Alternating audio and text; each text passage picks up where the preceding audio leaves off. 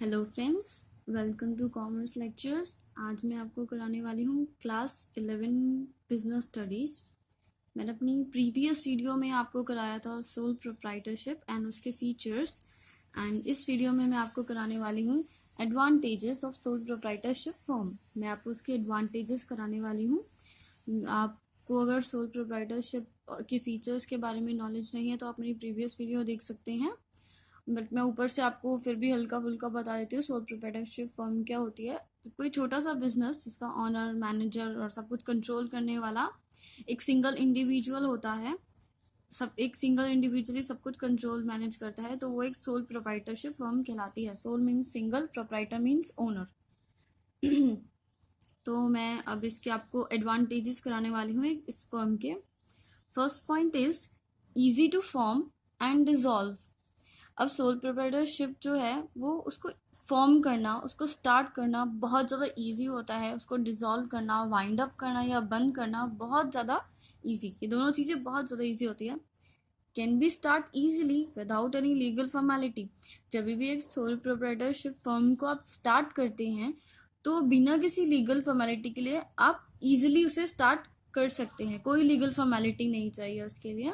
Can be close any time whenever sole proprietor Dzire.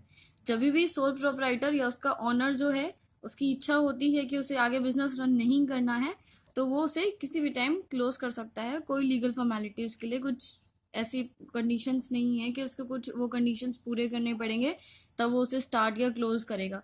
ठीक है, एक छोटा सा बिजनेस है, जैसे आप एग्जांपल ले लीजिए कि आप खुद एक सोल प्रोप्राइटर हैं, एक सिंगल ओनर हैं किसी फर्म के, छोटी सी फर्म के, तो आप जब मर्जी वो छोटा सा बिजनेस स्टार्ट कर सकते हैं, जब मर्जी बंद कर सकते हैं। Second point is direct incentive. Direct incentive का मतलब क्या है? Direct relation between efforts and rewards. जो एक सोल प्रोप्राइटर है वो जितने ज़्यादा एफर्ट्स लगाता जाएगा उसको उतने ही रिवॉर्ड्स मिलते जाएंगे। मतलब इन दोनों के बीच में डायरेक्ट रिलेशन है। मतलब एफर्ट्स अपना लगाते जाओ, हार्डवर्क करते जाओ। ठीक है, जितना ज़्यादा आप हार्डवर्क करोगे, जितना काम करोगे, बिजनेस को एक्सपेंड करोगे, आपको उतना ही प्रॉफिट होगा, उतना प्रॉफिट आपका इंक्रीज होगा, उतनी ज़्यादा आपकी इनकम इंक्रीज होगी। ठीक है, next point next point is flexibility. अब ये पॉइंट आपको क्या कह रहा है?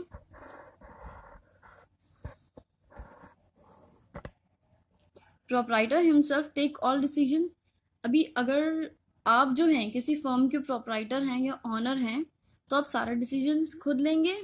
Does not consult anyone. आपकी फर्म है, सारे डिसीजंस आप लेंगे, आप किसी से कंसल्ट नहीं करेंगे, क्योंकि ऐसी कोई कंडीशन नहीं होती कि आपको किसी से कंसल्ट करना पड़ेगा, क्योंकि आप ही ऑनर हैं, आप ही सब कुछ हैं। इससे क्या होगा? No wastage of time. जब आप खुद ही से कंसल्ट कर रहे हैं, सब कुछ खुद ही कर रहे हैं, तो इससे टाइम आपका वेस्ट नहीं होगा, टाइम बच जाएगा आपका। और जब आप खुद से ही सब कुछ डिसीजन ले रहे हैं तो क्विक डिसीजन लेंगे। ठीक है, जब आपको किसी को कंसल्ट नहीं करना है, कोई मीटिंग नहीं बिठानी है, तो क्विकली आप डिसीजन ले लेंगे जो आपको प्रॉपर डिसीजन लगेगा और फटाफट उसे इम्प्लीमेंट कर देंगे। जो भी आप एक्शन डिसीजन लेंगे, फिर इमीडिएट एक्शन। ठीक है, जल्दी से आप एक्शन भी ले लेंगे, मतलब जो आपने डिसीजन लिया उसको अप्लाई कर देंगे। तो जब ये खुद ही डिसीजन लेना, किसी से कंसल्ट नहीं करना, टाइम भी वेस्ट नहीं होगा, फटाफट डिसीजंस ले लिए जाएंगे, एक्शंस भी फटाफट ले लिए जाएंगे। इन सब से क्या होगा? आपका बिजनेस जो है फ्लेक्सिबल हो जाएगा, बहुत ज़्यादा फ्लेक्सिबिलिटी आ जाएगी। Adapt itself according to changing environment. और एनवायरमेंट के अकॉर्डिंग, जो एनवायरमेंट में आपके चेंजेस हो रहे हैं उसके अकॉर्डिंग आप जल्दी से अपने आप को अडेप्ट कर लेंगे। ठीक है, क्योंकि आप खुद ही जब डिसीजन ले रहे हैं तो आप खुद के डिसीजन तो इजीली आप एक्सेप्ट कर ही सकते हैं। खुद ही एक्सेप्ट करना है आपको, खुद ही अप्लाई करना है। ठीक है, रेजिस्ट करने वाला कोई नहीं है, आपके डिसीजन को नकारने वाला या उसको एक्सेप्ट ना करने वाला कोई नहीं है। सब कुछ करता धरता आप ही हैं। तो आपका इससे क्या होगा? बिजनेस बहुत ज्यादा फ्लेक्सिबल हो जाएगा। Fourth point is personal touch. Personal touch, इसमें ये पॉइंट क्या कह रहा है? All work done by proprietor himself. अब जैसे कि मैंने आपको एग्जांपल दिया था कि आपकी एक छोटी सी फर्म है, आप सोल प्रोप्राइटर हैं, तो सारे डिसीजंस जब आप ले रहे थे इसमें, तो क्या होगा? सारा वर्क भी आप ही करेंगे, क्योंकि आप ही हैं जो करता धरता, चाहे मैनेजर, चाहे कंट्रोलर, चाहे ओनर, सब कुछ आप ही हैं, सारा काम आप खुद करेंगे। डायरेक्ट कॉन्टेक्ट भी कस्टमर से बना के रखेंगे, एम्प्लॉयज से या सप्लायर से, जहां से भी है, सब चीज़ों से आप डायरेक्ट कांटेक्ट बना के रखेंगे, क्योंकि सिंगल ऑनर हैं आप, सारा काम आप ही को देखने हैं। तो इससे क्या होगा? बिजनेस से आपका पर्सनल टच रहेगा। जो आपका बिजनेस है उससे आप पर्सनली टच रहेंगे, आपको हर चीज की नॉलेज होगी आपके बिजनेस में क्या हो रहा है क्या नहीं हो रहा है। Fifth point, sole beneficiary of profit. अब जब बिजनेस आपका है, ऑनर आपका है, डिसीजन आपने लेने हैं, सब कुछ आपने ही करना है, तो जितना जो प्रॉफिट होगा उसका बेनिफिशियरी कौन होगा, आप होंगे। All the profit belongs to proprietor himself. खुद अगर आपकी ही फर्म है, ऑनर भी आप हैं, सब कुछ कैपिटल भी आप सप्लाई कर रहे हैं, तो सबका सारा प्रॉफिट किसको मिलेगा, आपको ही मिलेगा। ठीक है, जब सारा काम ही आप कर रहे हैं तो सारा प्रॉफिट किसको मिलेगा, आपको मिलेगा, क्योंकि आप ही सिंगल ऑनर हैं, right.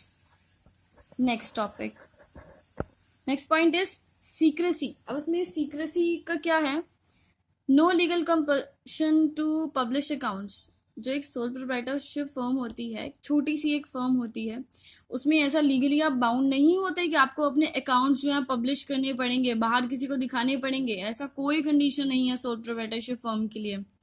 All the decisions taken by himself, सारे डिसीजंस एक सोल प्रोप्राइटर लेगा, यानी आप खुद लेंगे। It becomes easy to maintain secrecy, तो इससे क्या होगा, सीक्रेसी मेंटेन कर पाएंगे आप, ठीक है, क्योंकि आपको किसी से कुछ शेयर नहीं करना है, कोई इन्फॉर्मेशन आप शेयर नहीं कर रहे हैं किसी से, डिसीजन ले रहे हैं वो भी खुद ही ले रहे हैं, तो इससे क्या होगा, सीक्रेसी बनी रहेगी बिजनेस में, सब कुछ जो भी होगा आप ही की नॉलेज में होगा, इसके अलावा कोई थर्ड पर्सन या सेकंड पर्सन नहीं होगा जिसको आपके बिजनेस के बारे में कुछ नॉलेज होगी या कुछ इंफॉर्मेशन होगी। Seventh point is independent control. Independent control में क्या है, proprietor has total control over business. अब जो प्रोप्राइटर है, ऑनर है, सारा कंट्रोल किसके हाथ में होगा, बिजनेस का, प्रोप्राइटर के हाथ में, आपके हाथ में होगा। ठीक है, ये भी एक बहुत बड़ी एडवांटेज हुई कि सारा कंट्रोल ही आपके हाथ में है।